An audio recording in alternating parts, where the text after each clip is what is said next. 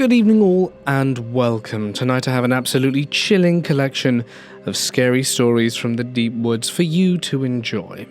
And if you enjoyed Papa Scare's narration from Tuesday's video, he and J Nightmares have actually launched a podcast called Dear God the Bells, where they talk about scary stories, read some live, get some reactions. It's pretty much a really great vibe. I'm going to leave the link down below because I really enjoy it and think you guys probably will too.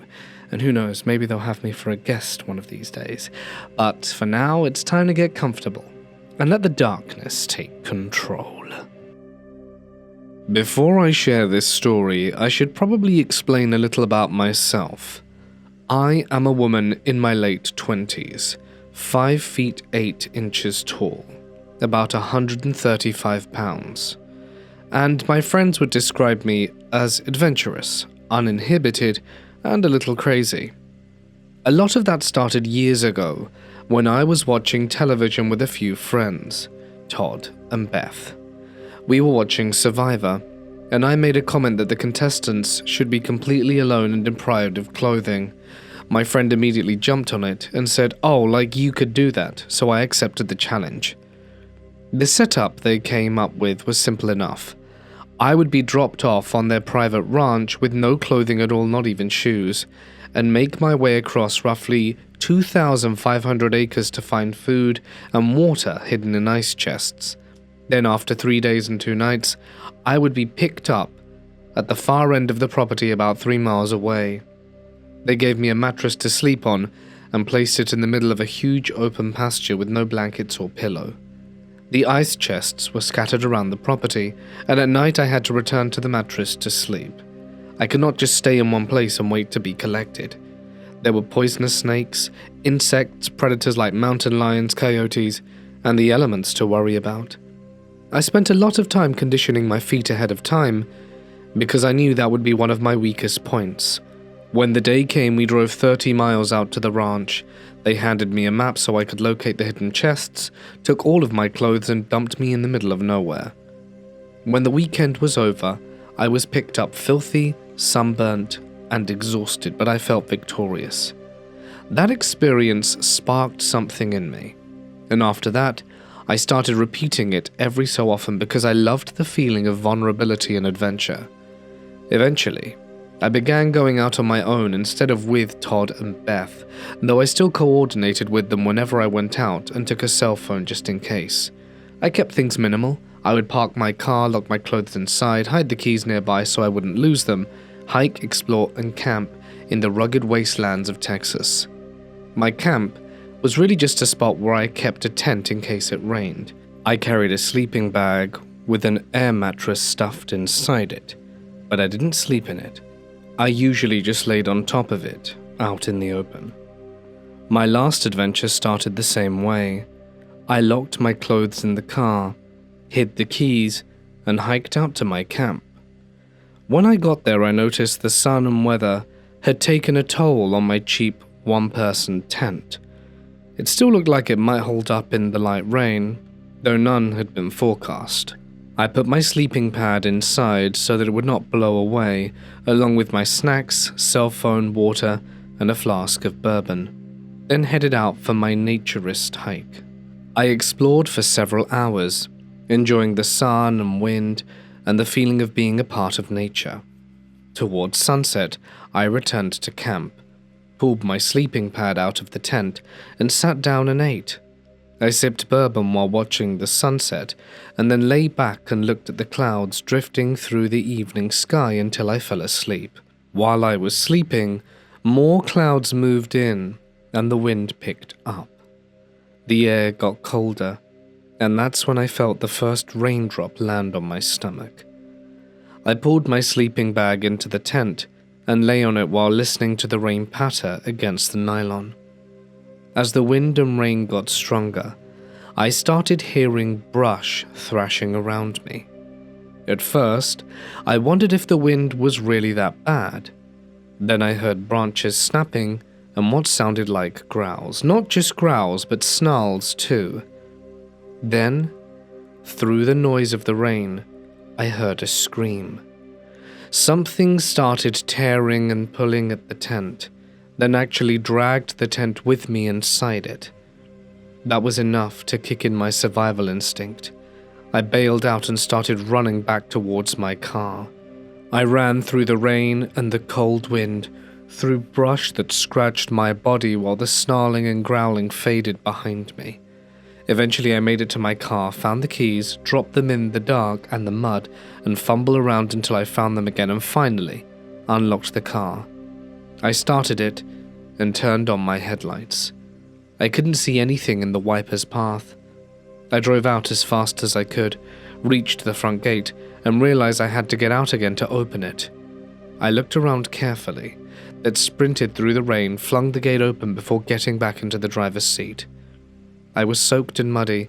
I used my t-shirt on the seat to wipe rain from my face and hair, and that was when I noticed a deep scratch on my right breast and that I was bleeding quite a bit.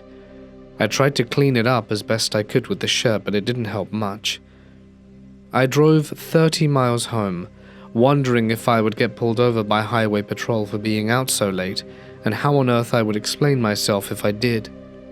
I got home at 4 a.m., left the soggy shirt and shorts in the car, and went inside to shower. The hot water stung all the scratches on my body and my bruised feet.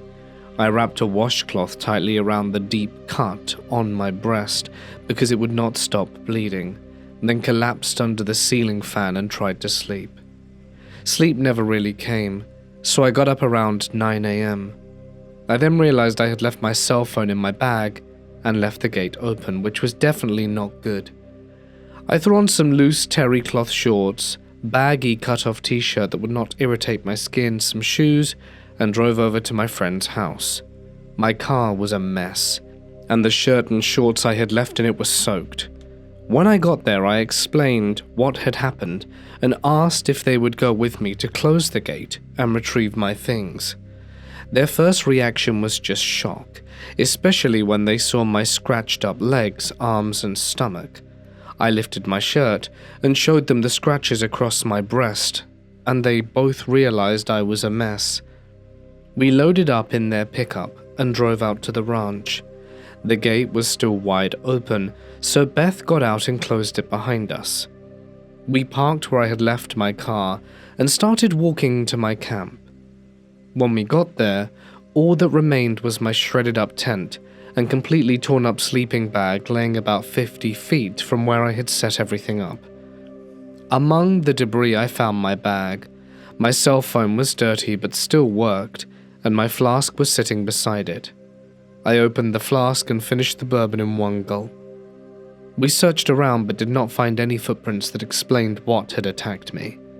Todd said he would set up game cameras in the area to see if anything showed up, but nothing ever did. I have mixed feelings about going back. I miss the experience, but for now, I would only go out during the day.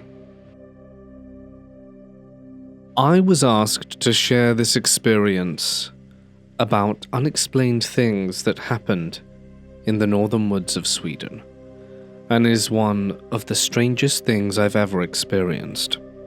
When I was around 10 years old, I spent my summers at my grandparents' place in the northern parts of Sweden.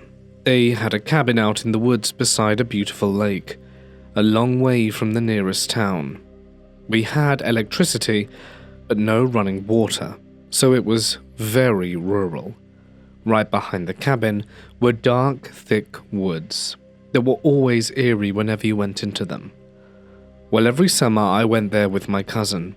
We stayed in a small cabin, separate from the ones my grandparents lived in. So if we wanted to get to their cabin, we had to walk around 30 meters through the yard. One summer, my grandpa took us on a long walk through the woods. He was always a special kind of man. And on that walk, he started telling us stories about strange things in the forest, including trolls and other mysterious beings. That day, he told us about something that roughly translates from Swedish to the little people, which he described as small, human-like beings invisible to the naked eye who lived in the woods. As we went deeper into the forest, he explained that these little people sometimes crossed the path that humans walked on.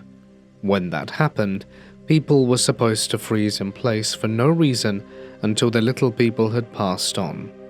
My cousin, being a kid, thought this was hilarious, and suddenly stopped walking, saying he had found one of the little people trails and was frozen in place. I laughed, but my grandpa was not amused at all. He was adamant that you should never joke about little people while in the woods. We didn't think much more about it, and eventually went back to the cabin. Nothing happened for the rest of the day. Later that night, my cousin and I went to the cabin to sleep. We got about 3 hours worth of sleep before we were suddenly jolted awake around 3 a.m. It was sounding like the outside walls of the cabin were being scratched by large bears. Pebbles were raining down on the roof, and we could hear scratching noises coming from underneath our beds. It was loud and absolutely terrifying. It felt like we were surrounded from every direction by noise. We panicked, ran out of the cabin, and woke my grandparents and spent the rest of the night in their cabin instead. The next day, my grandpa took us back into the woods. We threw candy into the trees and apologized for making fun of the local legends. After that, nothing like it ever happened again, and we never joked about these stories either. To this day, it is still the most extreme experience I have ever had, and the way the sound seemed to be coming from everywhere all at once was insane, and I have no way to explain it. I was 18 years old and had just joined the army. I was doing basic training in Georgia in the middle of summer, and I was dealing with some serious mental health issues at the time. To make a long story short, I was in the process of being discharged from the army, which meant I was basically trying to get out. My squad mates and even the drill instructors told me it would take months, and that I would be stuck there past Christmas. This was June, so that thought absolutely crushed me. I was distraught at the idea of being trapped there, forced to do meaningless chores until January, while my mental state kept getting worse. Then one drill sergeant decided it would be funny to lie to me and convince me that if I went absent without leave, ran away and made it home, they would just send my discharge papers and I would be free. Looking back, it was obviously a trick, but at the time I was desperate enough to believe him. I made a plan to sneak out at night with a buddy from another unit. We were going to walk along the train tracks into the nearest town, catch a bus home, and it sounded simple enough. The night finally came, and I slipped out of the barracks to meet my buddy. When I got there, I realized he was not waiting for me. I stood around 30 minutes before it became obvious he wasn't coming. It was too late to go back, so I went on my own. I headed to the tracks, turned right, thinking I was going in the direction of town, but I was wrong. Walking along the train tracks in the middle of the night, surrounded by woods, was creepy enough on its own, but I kept telling myself it would not take long. After more than an hour, I started to suspect the tracks were not leading where I needed them to. Then I came across a dirt path, and made the stupid decision to leave the tracks and follow it. That path led me past some fake houses used for training and deeper into the woods. It was completely dark except for a sliver of moonlight, and I kept hearing noises in the trees and seeing shapes in the brush beside me. Then I spotted what looked like a wild dog or maybe a wolf just sitting off on the left side of the path. By the time I noticed it, it was too late to turn back. The only thing I could do was keep moving forward. I pressed myself against the right side of the path and slowly walked past it without ever taking my eyes off it. Oddly enough, it never moved. It just watched me go by. Maybe it was full, maybe it was not interested in me. I have no idea, but it did not show any aggression. After I got past it, the path eventually ended at a drop that looked to be at least 50 feet down. By then I had been out there for hours. I was hot, exhausted, scared, and thirsty, and had no idea where I was or what I was supposed to do next. The only thing I could see besides the woods was a radio tower off in the distance to my right. This is where I made the biggest mistake. I decided the radio tower could not be that far away and somebody had to be there to help me, right? So I left the path and headed straight into the woods towards it. That's when I realized I was not just lost. I was lost in near pitch-black woods with no way to find the path back. I kept moving in the direction I thought the tower was in, slowly losing hope that I would never make it out. By then I was tired, bleeding from my legs because I had stupidly worn shorts, and close to giving up. I came across a dry creek bed with a log in the middle, and out of pure frustration and hopelessness, I climbed onto it and screamed as loudly as I could for someone to help me. Of course, nothing answered. After a few more screams, I heard rustling in the bushes on the creek bank behind me. I turned around just in time to see 3 wild dogs burst out the bush and glaring at me like I was their next meal. I completely lost it. I ran in the opposite direction while they chased me. I was terrified, screaming at the top of my lungs and convinced that I was about to die horribly in these woods and be eaten by the wild dogs. I do not know how far or for how long I ran, but eventually I reached a downed tree leaning against another one and scrambled up it, praying they couldn't climb. When I finally looked back, they were gone. I did not know when they stopped chasing me, but I was relieved that I had not become their meal. The rest of the night was mostly a blur of stumbling through the dark woods and hearing other animals around me. At one point I decided I couldn't take it anymore and just wanted to lay down and give up. But then I thought about how no one would even know to search the woods for me. My family, my friends, and my girlfriend would never even know what happened to me. And that was the thought that kept me moving. Eventually the sun came up, and I survived the night. The broad daylight brought some comfort because I could finally see where I was going. After a few more hours, I came across a ribbon tied to a tree. Out there, that could only mean one thing: a land navigation marker for training. I knew that if I kept following the ribbons, they would lead me out, and they did. I found my way back to the path where I ran into a sergeant who was heading out for his truck to go fishing. He drove me back to our unit. I paid for what I had done and was eventually discharged. I learned a lot from that experience, and I have a good life now, and I'm thankful every day that I'm alive. But I will never go into the woods again without a flashlight. As terrifying as that night was, I'm glad I ended up going in the wrong way on the tracks and not making it absent without leave, because that would have landed me in jail instead of where I am today. I am now a 72-year-old man, and this happened a long time ago, but I remember it very clearly. Back then, my life was in disarray. I had dropped out of college, my father had died badly, and I felt completely alienated from everything around me. I needed to get my mind right, and the opportunity to move into an isolated cabin outside of Fredericks, Maryland, felt like exactly what I needed. I had some inheritance money to cover it, and I lived there for about 8 or 9 months. It must have been around the year 1969. There was no television, but I had books and a radio. I had a library card, and honestly cannot remember whether I had a phone. About a month after I moved in, a female beagle showed up at my door. She was lost, so I took her in. I could never train her to do much of anything, but I fed her and she was a sweet dog. A few months into my stay, I started feeling a presence around the cabin. It's hard to describe, but it felt like someone was watching me. On more than one occasion, I thought someone might even have been looking through the cabin window. Then came the following.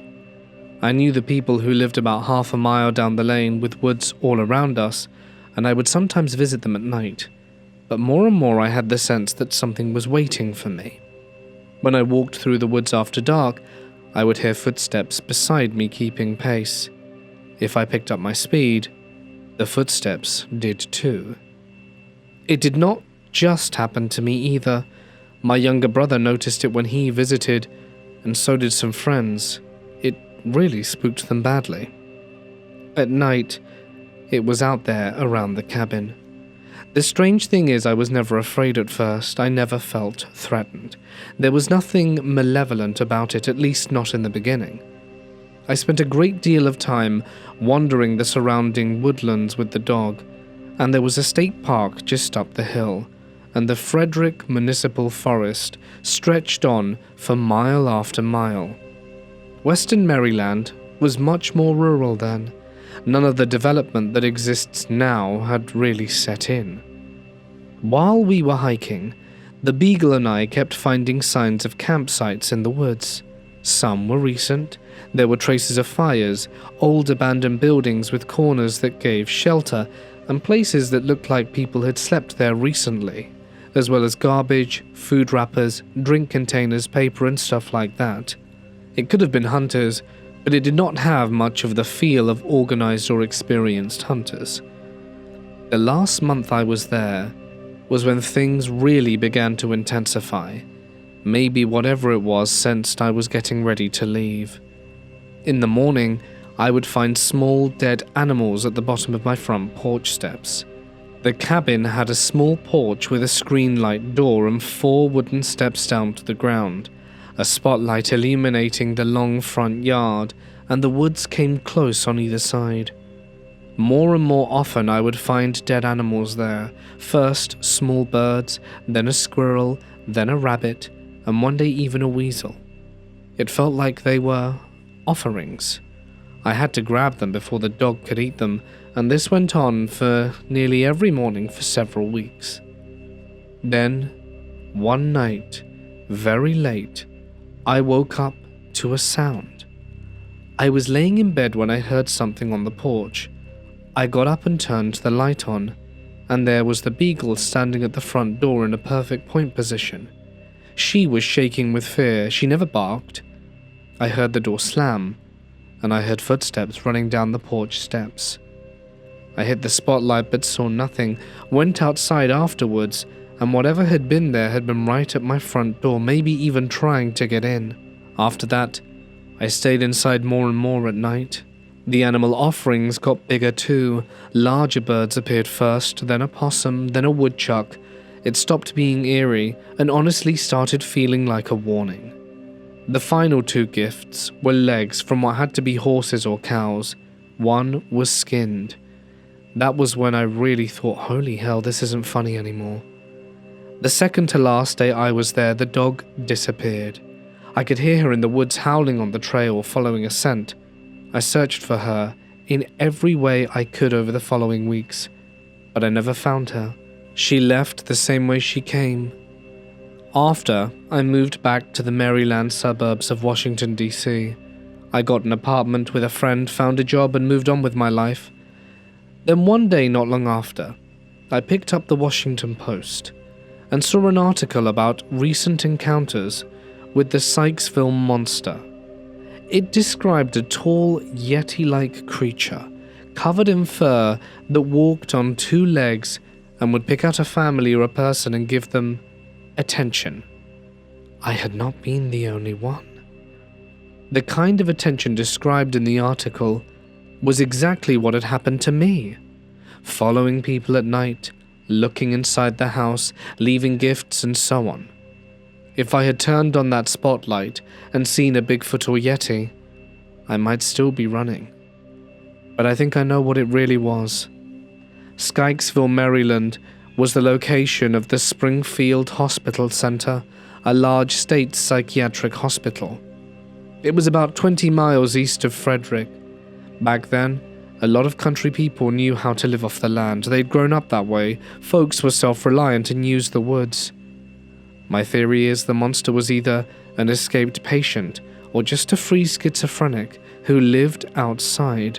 It feels a lot like the homeless people you see in cities now. Maybe he was off his medication but still functional and lonely. Maybe he would pick people or families to adopt. The camps in the woods would have been his. If he had nothing to do, maybe he made mischief. if he liked me but sensed I was leaving. I cannot prove any of this, it's only a theory. My monster felt very much of that time and place, and the behavior I saw fits with what I later read in nearly every other case from that era. I do not think he could have survived into the 1980s. Deinstitutionalization threw a lot of mentally ill people out onto the streets and took away the shelter of hospitals. Unprotected, many of them died. What happened to me may have a perfectly ordinary explanation, but when I think back to that cabin, the footsteps, the dead animals, and the feeling of being watched, it doesn't feel ordinary at all. This is the first time I have ever told this story to anyone other than a few close friends, and I just want to know whether anyone has experienced anything similar. I grew up in a rural community in southern Ontario. As a kid, I spent most of my time in the forest by myself, because my sisters were not too fond of leaving the house, and my closest friend lived a few kilometers away. My favorite pastime was finding anything I could hit things with, like sticks, axes, or hockey sticks, and run around the woods for hours pretending I was fighting back against the helpless trees. My bus dropped me off at around 2:55 p.m. every day, which gave me plenty of time to battle my wooden enemies before my parents got home at around 5:30. In the summer, I was outside from the moment I woke up. I always made sure to be back in the house before my parents returned, so they would not catch me messing around with a splitting axe. That was basically my daily routine from ages 9 to 13, and by the time I was 13, even that had started to get boring. I knew the forest like the back of my hand, and I finally worked hard enough to buy an Xbox.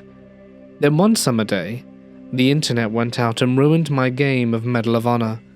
So I decided to do the one thing I had done a million times before: go get lost in the forest. It must have been around 10 or 10:30 in the morning, so I knew I had plenty of time before my dad came home. Since this was southern Ontario, the only thing I was really worried about were fishers, and because I was no longer interested in fighting trees, I only brought my fancy pocket knife which I had stolen from my father's police cruiser. I ran into the woods, took the main path, and climbed over a ridge I had crossed many times before. I had probably been gone for about 20 minutes when things started to feel strange. For some reason, I felt like I was being watched. I had never seen anyone in my forest besides my neighbor, so I immediately dismissed it as me being overreactive. I kept walking for another 10 minutes or so when the feeling got much stronger. Suddenly, it felt like I was somewhere I should not have been. The branches overhead seemed thicker, and everything got darker and quieter. Every so often, I would hear this strange sound. It was not like any animal I had ever heard before. It sounded more like the bells on a bike with a strange echo to it, almost like a metallic cricket. At this point, I decided I should probably head home. I checked the time on my phone and saw it was 11 a.m., which is when I realized I had no idea where I was. Keep in mind, I knew every inch of that forest. I knew the roads on 3 sides and the lake on the other, and I had hiked every part of it multiple times. But suddenly I had no idea where I was. Then, things got even stranger. I looked down near my feet and saw a bunch of metal buckets and various tools. That was when I heard a voice. It sounded like a child calling my name. The voice was light, almost floating on the wind, and in my panic, I assumed it was one of my sisters calling me home. So I called back my sister's name. But when I got no answer, I pulled out my phone. But this being the middle of nowhere on Canadian Shield, of course I had no service. I looked around, and out of the corner of my eye, I saw something dart behind a tree. Then I noticed a rusted red bicycle lying among the buckets. It looked like it was from the 1950s. It was sitting in one patch of forest where light was coming through, almost like it had been placed there on purpose. I quickly opened my camera and took a picture, thinking my eyes were playing a trick on me. Then I heard the voice again. This time the child sounded like they were singing my name, breaking it up by syllables. I started walking quickly away, hoping I would end up anywhere but there. But the voice seemed to follow me, and I kept catching glimpses of something running behind the trees, keeping pace with me, so naturally I started running as fast as I could. I ran as hard as my legs would carry me, not caring about the branches whipping at my face and eyes. About 15 minutes later, things started to look familiar. I ran down a massive hill, and the trees became more open and brighter. I slowed down and started walking, too terrified to look behind me. Once that awful feeling settled in, I finally worked up the nerve to turn around, and the second I did, I saw something I will never forget. Through the trees, I could see my house, as if I had been running away from it the entire time. I assumed I must have gotten turned around somewhere, and I hated the idea of going back into the woods, so I started walking towards the house instead. I was probably 100 meters from home when I heard a spine-chilling shriek from behind me in the forest. It sounded similar to a mountain lion's scream or raccoons fighting, but it was much louder than either, and it seemed to be coming not just from one place, but many at once. I sprinted the rest of the way home and did not turn back. As soon as I walked in, I came face to face with my father, sitting at the kitchen table. I looked up at the clock on the wall and saw it was 4:45 p.m. I have no idea what happened the 5 hours between taking the photo and getting home. All I remember is about 30 minutes of getting in and around 20 of getting out. I went straight to my room, stared at the picture on my phone, trying to reassure myself that it really had happened and that I hadn't just gone mad. That was nearly 5 years ago, and I still find myself looking at the picture from time to time, just to remember that it really happened. After that day, I decided I was never going into the forest alone again. I even started a new character on Skyrim, so I would not feel like going outside if the internet went down. My parents moved out of that house this past summer and into the city. I still love being outside. I even worked in isolation camps in the middle of the Rockies this past summer. But I cannot go alone or go outside the calling range of a friend.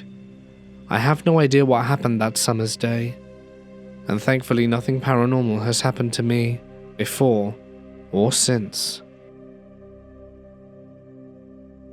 I was backpacking through Pisgah National Forest in North Carolina with my dog, just the two of us. We were exploring the woods around Little Lost Cove. We were doing it open orienteering style, so we were not following any established trails. We had spent the day hiking along a creek, and by evening I noticed my dog was acting strangely. She was locked onto some scent, and wouldn't let it go. It went on like that for about 2 hours before we finally made camp. That night, she stayed tense, and kept staring into the tree line. I tried to go about camp business as usual, but around midnight I got that awful feeling that I was being watched. I ignored it for a little while and kept messing with the fire, but then I heard brush rustling. I stood up and aimed my flashlight up at the hillside. A figure on all fours just barely slipped out of the beam, and the only thing I caught clearly was its tail. I immediately knew that tail. It was not supposed to be there in southern Appalachia. I shone the light again, and this time I caught its size. 2 glowing yellow orbs just staring and waiting. At that point I lost it. I grabbed my tomahawk and charged uphill after it, screaming curses the whole time. The watcher ran off, but neither my dog or I slept for the rest of the night. The next morning we left camp at first light, and started hiking up towards the ridgeline that would take us out. When we reached the top, the fresh mud held a set of tracks from an animal that is officially no longer supposed to exist in the United States. They were catamount tracks. People in the East usually call them cougars, but that is what had been stalking us. The tracks crossed the ridge and made it obvious that the animal had been watching us the entire time the previous day. I know they are not bobcat tracks, they were too large, and the eyes I saw were too. I honestly believe that if my dog had not warned me something was wrong, I would have been mauled that night. It is still one of the scariest things that has ever happened to me. I am a 32-year-old female, a mum and a wife, and one of my favorite things to do is get away for a little while and go on glorious long hikes in the woods. I haven't been able to do it in over a year because of being pregnant and then having a newborn, but my son just turned 1 a while back, and I have been focused on getting back in shape. Last week, my husband asked what I wanted to do for Mother's Day, and I told him that what I really wanted to do was get lost in the woods for a few hours. The pun was absolutely not intended. I live in rural Oregon, and while my property is surrounded by farmlands, I have a friend who lives a couple of miles up the road whose property meets up with the endless acres of BLM land. If you don't know, it's the land that belongs to the Bureau of Land Management and is often sold to logging companies. When it's not under contract, it's generally open to the public as long as you leave no trace you had ever been there. There are thousands of acres of dense forest, waterfalls and rivers, wildlife trails, and fire access roads. You can generally navigate between these access roads, but there are definitely places where one could get turned around, especially because there's rarely any service. This specific area my friend and I have both hiked and ridden our horses on for years, so I was confident that the trails I planned to take up to a lookout point were safe to take alone. On any given day, I wouldn't have been alone, as I would have brought my wonderful dog with me, but unfortunately she passed away when my son was 4 months old. I considered taking my friend's dog, but she ended up being locked in the house and my friend was at work. Besides, I always carry while I'm out, so I wasn't worried. The hike started out like any other. I took the main fire road down towards the river, crossed, and then took a specific trail that fishtailed up towards a ridge. From there it was a 2-hour trek that bends, rises, and falls until you get to a clearing. From that clearing, it goes straight up for a long while to the lookout on some giant rocks. The hike is a good 4 hours round trip. I made it to the ridge and was walking along the trail when I heard voices. I didn't want to run into people. I prefer to be alone, so I began preparing myself to politely say hi and continue on my merry way, trying not to engage in conversation like many do. However, that didn't work out as planned. The voices belonged to these 3 men who were probably around my age, walking very casually on the trail. Now, it's not a sin to be a man, but when you're a woman out in the middle of nowhere and outnumbered, you tend to be a little vigilant. I did the old "on your left" and offered a nod while passing, but one of them reached out and stopped me. I mean, he actually put his hand under my elbow and gave me a nudge. I turned around thinking he stumbled, but he launched into a conversation that I can't remember everything about. He was talking about where they're from, what a beautiful day it was, and introduced themselves. All while I'm slowly walking away. The other 2 joined in from time to time, but overall, I got this uneasy feeling about them. I tried a few times to end the conversation and speed ahead, but one of them would ask a question expecting an answer, or if I picked up my pace, they picked up theirs too. I even went as far as saying the proper goodbye and nice to meet you, but they would just follow right along. The tipping point for me was I started to ask strategic questions and got really offhanded answers. For example, I specifically asked where they were going, and they all sort of glanced at each other, and then one of them said they were going to the waterfall. Now I know exactly where the waterfall is and wasn't in the general vicinity of us. This all bubbled up to a moment where the trail went up a steep bank and you had to climb up a little using rocks and the big root of a tree to continue on. They stopped in front of me and tried to convince me to come with them to the waterfall. I said no and decided to use this moment to show them that I was indeed carrying, hoping that it would at least show them that I was capable of protecting myself if needed. I concealed carry at my hip hidden under my shirt, so I casually lifted the bottom of my shirt and wiped my glasses. I could sense a feeling of nervousness going through one of them as he was just staring at me intensely. I don't remember exactly what I said, but I was able to keep my cool and scramble up the steep bank first, getting ahead of them. As soon as I was at the top, I just started running as fast as I could down the trail and didn't look back. I didn't pause to listen, and I didn't even care if I left something behind, I just ran. Lucky for me, there was a deer trail that shot out to the side, eventually weaving through a thick bunch of brambles. I took it, carefully picking through and trying not to leave an obvious sign that I had gone that way. My plan was to go as downhill as possible, get to the bottom of the ridge so that I could backtrack my way down to the access road. However, that didn't happen.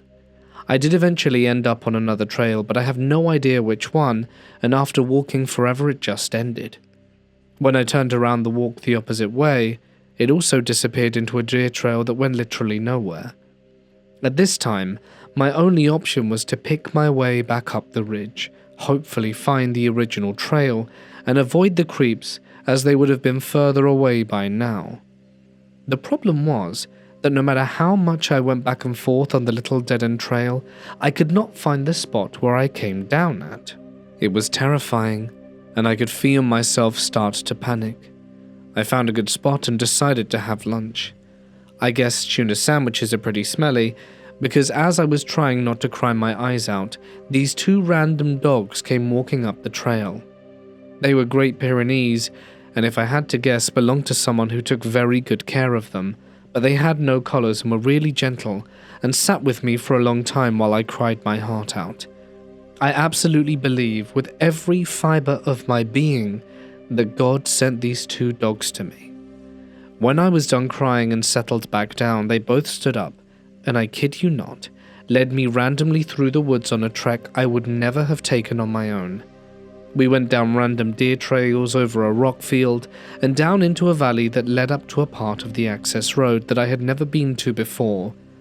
They walked with me all the way down to the part where I finally recognized where I was, and then came with me to my friend's house where I called my husband. In the end, we decided to call the non-emergency line just to let them know of the strange behavior of the boys and gave them as many details as I could remember. Nothing bad ever happened, and I'm starting to reason myself that I was scared for nothing. But I will never forget those dogs. They ended up running off soon after I called my husband, and I'm kicking myself for not thinking to record or mishap or at least get a picture of the dogs so that I could find the owners to thank them. So if anyone has a pair of guardian dogs that often go missing from your property, just know they're helping somebody in need. I was camping out in the middle of nowhere in Washington, near Mount Rainier, in a place so remote I would not have expected to see another human for miles. It was not an official campground, it was just deep in the forest where I thought I would be completely alone. Well, one night, I woke up to hear something outside my tent. I opened it and there was a guy sitting by where my fire had been, right outside my tent. Nothing about him stood out at first, he just looked like a fairly normal dude, sitting there a couple of feet away with no bags or pack or gear whatsoever. The second he saw me looking out of the tent, his eyes got huge, like he'd just seen a ghost, and took off running. It shook me up pretty badly, but over the next day I managed to convince myself it was probably just some weird one-off thing. Maybe he was high, maybe he had wandered into my camp by accident, and maybe he had set up nearby without me noticing. I tried to write it off and not let it get into my head.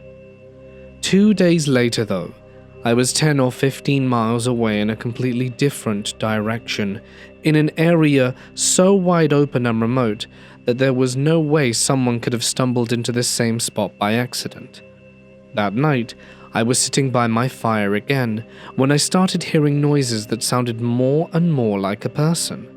I called out, and from somewhere in the dark, a voice asked me, "Do you know how to get to Bell's Canyon?" I told them no. I didn't even think it was a real place in that area. The voice kept talking to me from just outside my line of sight. I tried to use my flashlight to see what was there, but they yelled for me to aim it away. I was already pretty spooked, and I did not want to antagonize what might have been a crazy person, so I did as they asked. For about 15 minutes, I sat there completely freaked out while the voice kept talking and asking random questions out of the darkness. Then it started sounding closer. I shone my light in that direction again, and it was the same guy from outside my tent 2 nights earlier. That was when I knew this was no coincidence. He had to have followed me for at least 15 miles over the course of 2 days, because there was no way he could have just happened to end up in the same place in the wilderness. It was too remote and random, and too far apart for that to be luck. The second my flashlight hit him, he took off again. I started to chase him, but stopped after maybe 100 feet because I didn't want to get lost in the dark woods.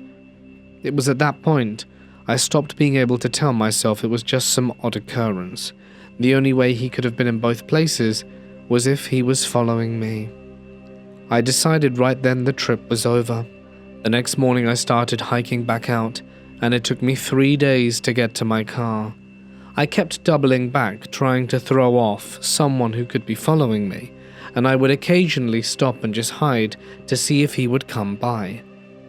I cannot really explain how terrifying it was to feel like I was being hunted through the woods and to have to actually think what I could do to avoid possibly being murdered. On the first night hiking out, I heard what sounded like someone walking in circles around my tent twice, but by the time I worked up the nerve to look, there was no one there. On the second night I heard what I first thought was an animal making noises in the distance, but the longer I listened, the more it sounded like a person making animal calls. It could have been an animal, but I did not see the guy again. Still, it sounded disturbingly human, almost like howling. I was so relieved when I finally got back to my car that I nearly cried. To this day, it is probably the most terrifying thing I have ever experienced. I have no idea who that guy was or what he wanted. I have no way of getting any real explanation, but I really cannot put into words how frightening those few days were, or how strongly it felt like I was being tracked through the woods. My partner and I were deep in the Mount Adams Wilderness area in Washington State, and there were no other campers anywhere near us. We had spent the day fishing and exploring the creek around our camp, and just enjoying how isolated the whole place felt, which is a wonderful feeling. So, around 2 a.m., my partner woke me up from a dead sleep and asked me to be quiet. Our little dog was lying there quietly growling and staring fixed in one direction, which immediately put both of us on edge. What was outside our tent? Around 15 yards north of the tent, I could hear rustling and a woman's voice speaking softly to herself. I couldn't make out a single word, but there was definitely somebody there. There was no light at all, just the voice and sound of someone walking around in the dark, and then everything went quiet. A moment later, the sounds started again, but this time they were on the other side of the tent, even deeper into the woods. And after that, the noise faded off into the forest. My partner had already grabbed his gun and was preparing to confront whoever it was, but since the sound moved on, nothing ever came of it. I cannot stress enough how deep those woods were. We had explored them the day before, and I had scratches all over me from twigs and branches because the forest was so dense. The idea that someone was out there alone in the middle of the night, talking to themselves without a light or any visible camp, was absolutely terrifying. The next morning we went looking for any signs of what had happened, but we did not find tracks. What we did find was a really haphazard build of a fire about a mile up, in the middle of a forested logging road. The remains were still warm. I know there's a small town of about 150 people, roughly 10 miles south of where we were camped, so maybe it was just a drunken teenager or someone wandering around from there. We were also close to the Yakama Indian Reservation, and the logging roads were still actively used, but even so it was incredibly bizarre. There is something deeply troubling about hearing a lone woman's voice moving through those woods in the middle of the night, with no light, no camp, and no obvious reason to be there. And that encounter has stayed with me ever since. It was a Friday evening, probably around 6 p.m, when I was walking my dog through the woods. I had headphones in, which was normal for me because I used to walk her on that route all the time, so I had no reason to feel uneasy at the start. It was also very rare to see anyone else out there at the time on a Friday, which was actually part of the reason I liked walking her then. I was coming down through this field or valley when I suddenly started to feel on edge. At first, it was just a vague sense that something was off, but it kept getting stronger the further I walked. I turned off my iPod and took my headphones out. By the time I reached the bottom of the field, I was half jogging, and my dog had already taken off way ahead of me. I squeezed through a hole in the fence and got onto the dirt path that ran through the trees. I took the usual right turn and kept checking behind me as I went. That was when things got truly horrifying. Every time I looked back, I kept seeing someone, or more accurately, something shadow-like flick from behind one of the trees to another, bigger oak tree. I think I actually yelped out loud, but I would keep moving away from it. I was still close enough to whatever this was that I knew I would probably not be able to outrun it if I tried, especially since I was a tiny teenager and already panicking. I kept walking a few more paces and turned around again. This time this thing was standing right in the center of the path, further back near the tree. Its arms were hanging straight down, but also a little out to the sides, with its hands clenched in fists. It had this wide-legged stance like it was planted there on purpose. I say thing because it looked like the shadow of a man. It looked like it had a cloak on, maybe even a wide-brimmed hat, but the whole figure was completely opaque. What really got me was the attitude of it. It did not just look like a shape. It looked angry. It was staring straight down the path at me, and I can honestly say I have never felt fear hit me that fast. I sprinted the rest of the way home and practically had a panic attack when I got there. I still have no idea what it was, but I know exactly what I saw. This was in the United Kingdom, and there is a local urban legend about that wood, especially around the Crossroad area. People say they used to hang people from that oak tree a long time ago. I don't know if it has anything to do with it, but what I saw, whatever the hell that thing was, is not something I'll ever forget. It did not feel like a trick of the light or something half seen in the trees. It felt like I had looked directly at something that knew I was there and did not want me around. That feeling followed me all the way home, and for a while after that, I couldn't even walk the same route without feeling sick to my stomach. Now bear in mind I had walked that path many times before and never even thought twice about it. But that evening changed that completely. The woods no longer felt like a normal place after that, and every time I went near them I'd felt watched, and that crossroad area in particular, always freaked me out in a way I really can't articulate. I've heard plenty of strange stories about things in the woods, shadow figures, and places with bad histories, but honestly none of them ever quite lined up with what I experienced that night. I did not imagine the figure. I did not misread a branch or a person in the distance. I saw it move and stare at me like it wanted me gone. It was not just scary in the moment, but it changed how I felt about the whole area after. A couple of years ago, I did a bike tour from Eugene, Oregon to Lagunitas, California, just north of San Francisco. I was on a shoestring budget, so to save money I usually dragged my rig into the woods of whatever nearby national forest I could find and did dispersed camping for free. If you know the geography of that part of Oregon, you know I had to bike west from Eugene through the coastal range and reach the Pacific coast, which I then followed towards my final destination. But once I got to the coast, I kept the trip cheap, meaning I had to head inland again and find a place to camp. Some nights, that meant riding as far as 15 miles back into the woods. I have spent a lot of time outdoors in remote parts of the West and upper Midwest, where I grew up. I know the kind of silence that settles over the woods when you are really out there, and I know the heightened awareness that comes with being alone in the middle of nowhere. That part did not bother me. What did bother me was the feeling I got in Southwest Oregon.